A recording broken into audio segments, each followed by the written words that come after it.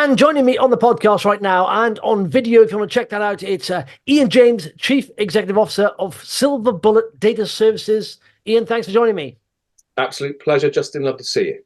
SBDS, you take, of course, and I've got to say, I'm just reading a trading update for the 31st December 2023, and it's strong. The outlook is strong. But first of all, I just want to congratulate you, Ian, because I'm going to show you, share my screen with you for people on podcasts. I'll describe this. This is, right, the biggest rises over the last 6 months on AIM all share. Now, you've got to ignore these top 5 companies. They've had what's called share consolidations. And so they're marking up, the price has gone up by 100 times or 1,000 times just because the share price is less an issue. Now, you are number 6, but you are effectively number 1 because you haven't done that. And you've risen by 406% in the last 6 months. And that is phenomenal. That's the chart there. I'm just going back and just show the chart. It's a phenomenal looking chart. And it's born out, I suppose, by where you are, the exciting space you're in, and of course, a trading update we'll go through in a bit. But before we get into that, Ian, I know people are sort of starting to realize this space you're in is quite exciting. But there are 2 parts of the business. Can you sort of explain for people maybe listening for the first time or not quite sure as to what Silver Bullet is all about? Explain what you're about, please. Yeah, sure. So probably the best way to explain what we do is to look at the big macro market that we exist in and why we exist. So the why we exist is because there's this big shift away from data for marketing that is not compliant, that's not privacy safe, that's not appropriate for brands to start talking to their customers, indeed target their customers, if you like, to win new customers using digital marketing and digital advertising. And also a way that they're underutilizing the asset that is the data about their customer, right? So there's a big shift, a big inflection point that's happening, which I'm sure we'll talk more about.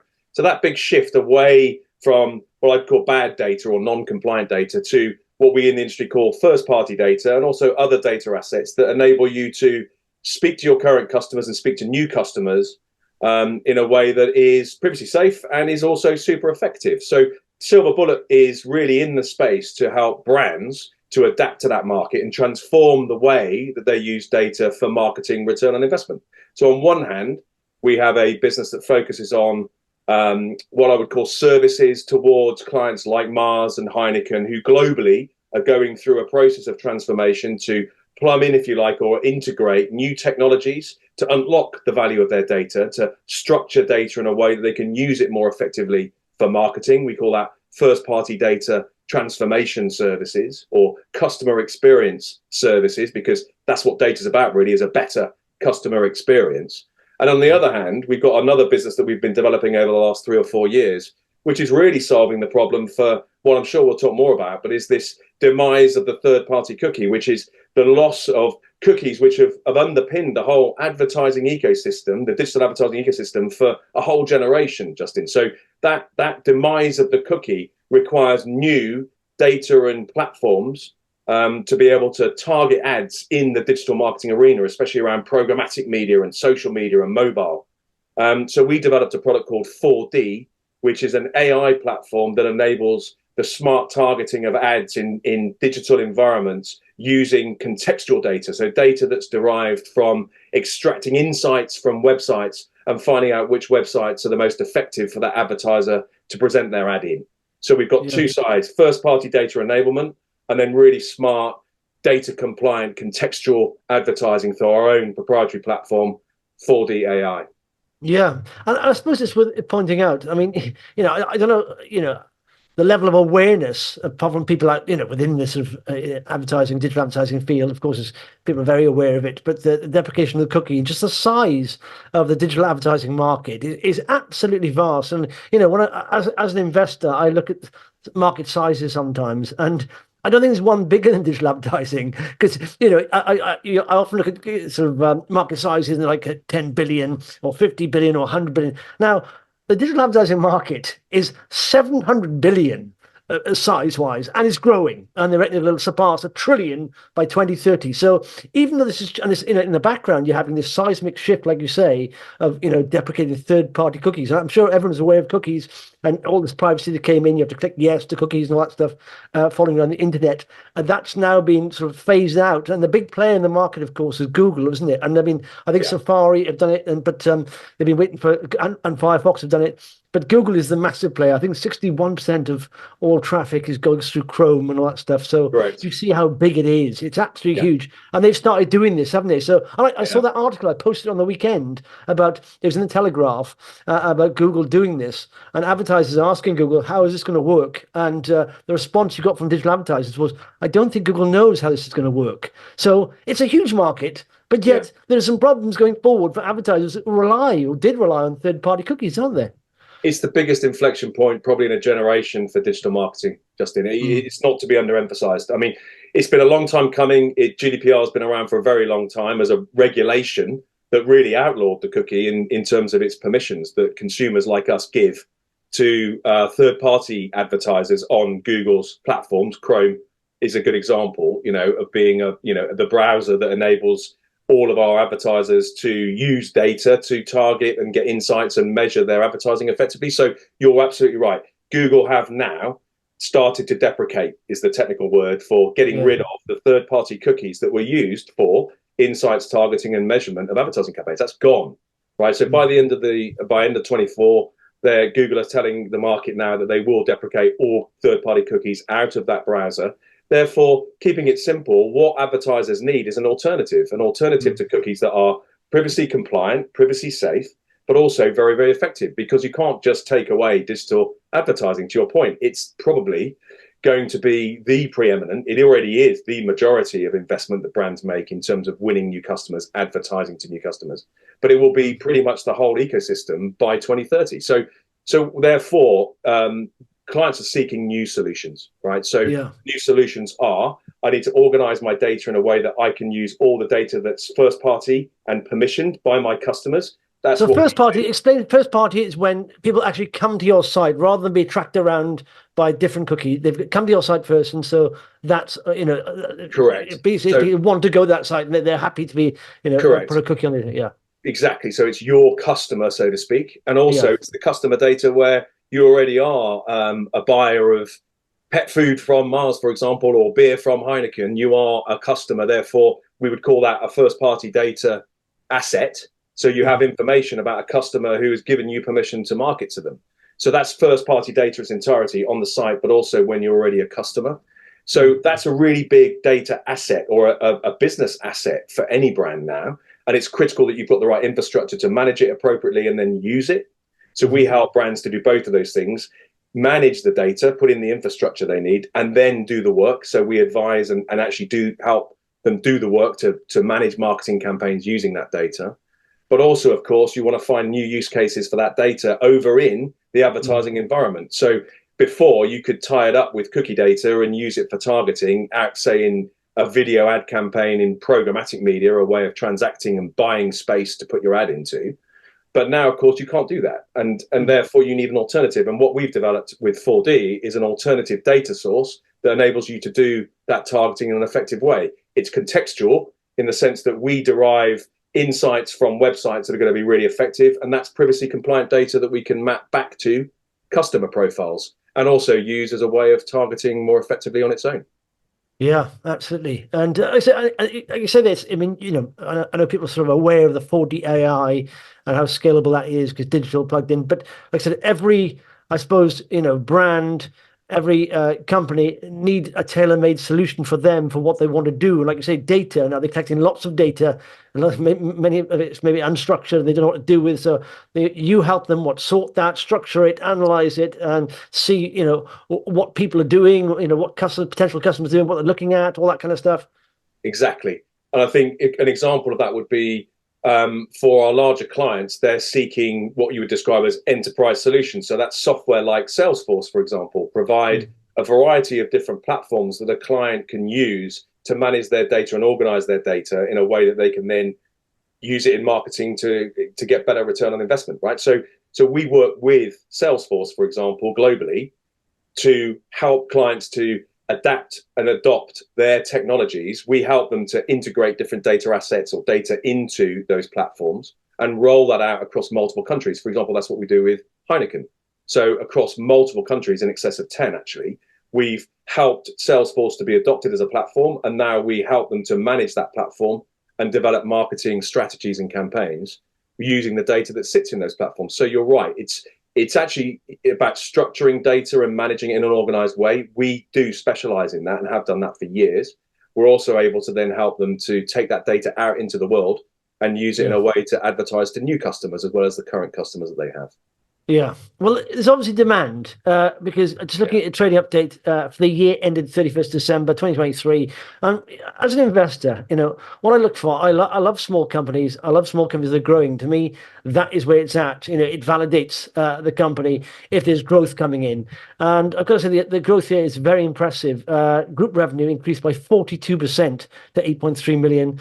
And remind me, but 4D AI, you increased it 85% to 2.8 million. Right.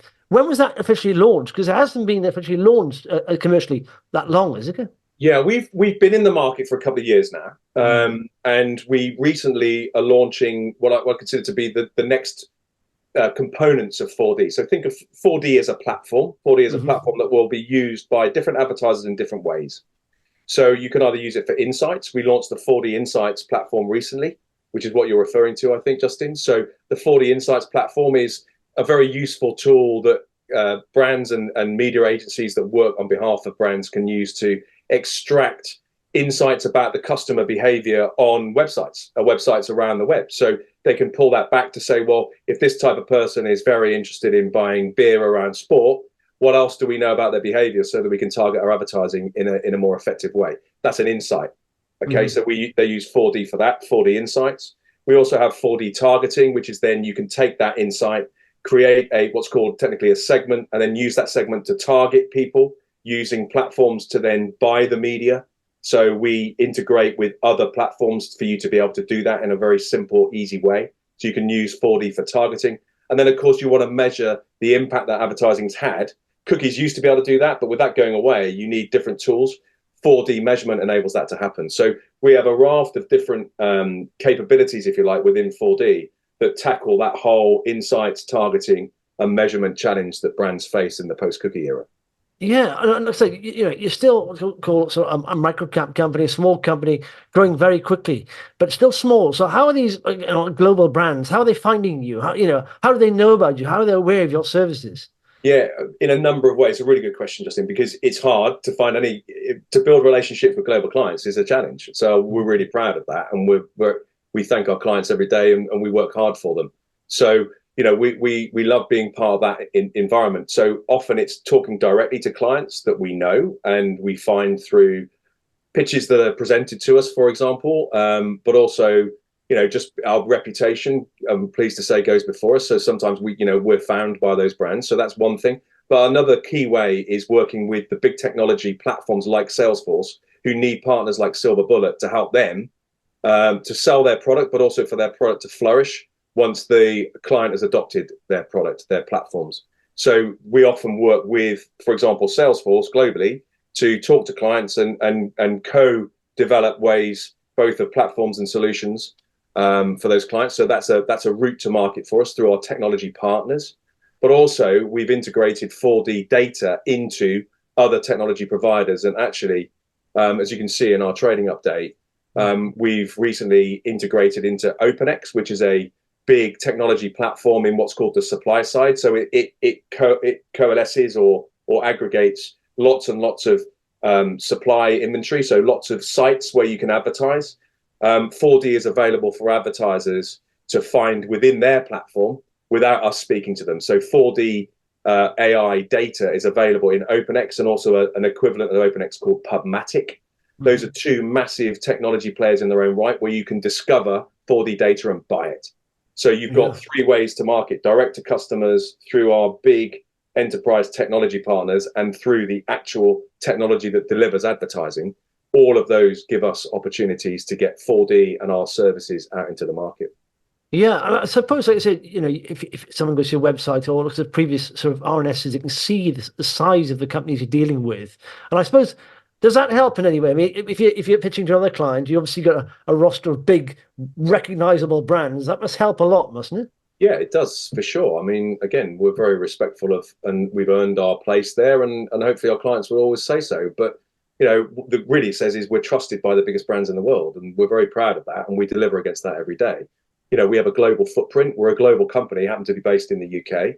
over half of our revenues actually are in the US and wrapped around our work with global clients. So we're a global business with a big emphasis on the United States or the Americas market. So that's where all the big marketing investments are, advertiser dollars, if you like. Yeah. So Yeah. we did, by design. That was a strategic intent when we IPO'd the company to raise funds to invest in the US, and we're fulfilling on that.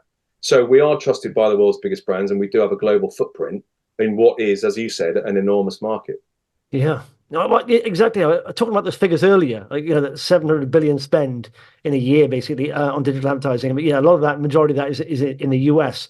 I'm just thinking there, your company, American investors would love your company listed in the Nasdaq. So this is the kind of thing they would love. But I mean, so you started off, you're out of the gates, out of the traps, running fast here. What's it look like going forward? Because there's a downturn, there's worries about, digital advertising. But as far as I'm seeing, the stats I've seen is growing every year. But what's it looking like going forward, business-wise?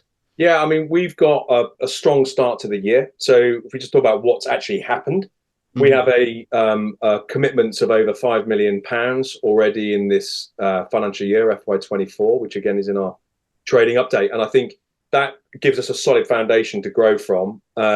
A large part of that is our customer experience services piece, but also over £1 million of that is in 4D. So we're seeing more brands using 4D, more global clients using our transformation services, and more brands using us across the board to solve the problems that we've just talked about. So a solid laydown of over £5 million gives us a solid foundation looking forward.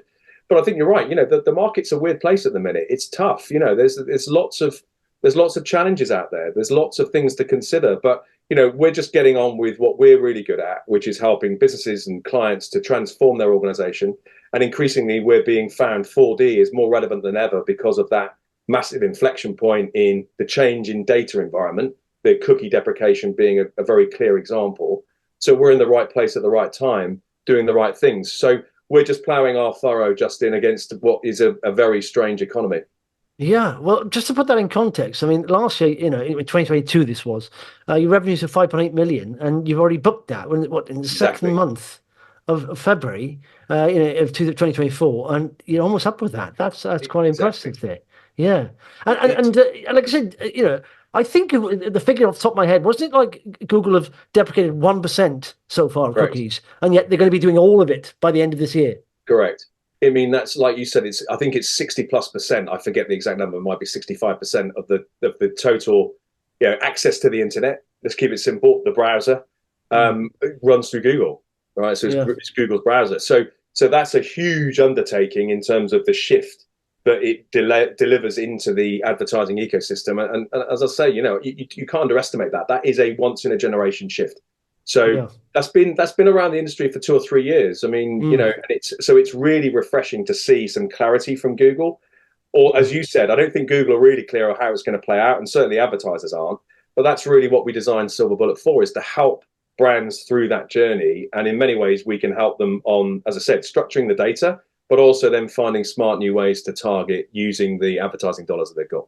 Yeah, exactly. And it must be odd for a lot of digital companies that relied on third parties for so long. Like I say, and all of a sudden it's happening now. We haven't got a solution for this. And, just reading that report on the weekend, a lot of companies don't, even Google are questioning how it works and sort of thing. So it's very interesting. And like I said, it's a big space. It's growing against the backdrop of a huge market there. But so, I mean, you must be feeling, quite pleased with how it's playing out, Ian, yeah? Yeah, well, look, we are really pleased, but we don't rest on our laurels. We work really hard. We've also brought our cost base down significantly, which gives us our plan is, we want to be an EBITDA positive business, and our plan suggests that that's what we're going to do. So we run our really, really tight business. We manage our cost base really effectively. We've reduced our cost base year on year by over 10%. And whilst growing the revenue in excess of 40%, and 4D, as you said, at 85% year-on-year growth. So we never rest on our laurels. We feel really pleased with what we've delivered, but we're just getting started, really. I think this inflection point is really starting to bite now. So we're really focused on the US market and the Americas, because that's where the big opportunities lie. We're really interested in enterprise solutions that can transform clients permanently. So there's a long-term change in this. And we think that the ad dollars are going to have to find a new home in alternatives to third-party cookies. That's just a fact. So we're working really hard all the time. We want to continue to invest in the company. We want to ensure that we can ride that opportunity as hard as we can. But we're also very conscious that we want to be an EBITDA positive business during 24. Yeah, absolutely. Well, Ian, it's good to chat to you, and congratulations on the trading update. And I genuinely think it's probably one of the most exciting companies on AIM, and it's what AIM is built for. A startup company with something special that has growth, and like I said, has the tailwinds of a huge change there. And I think it genuinely is exciting to follow the story and see what's coming next. But Ian, thanks for coming on. Hopefully, we'll catch up very soon. Justin, absolute pleasure. Thanks for your support.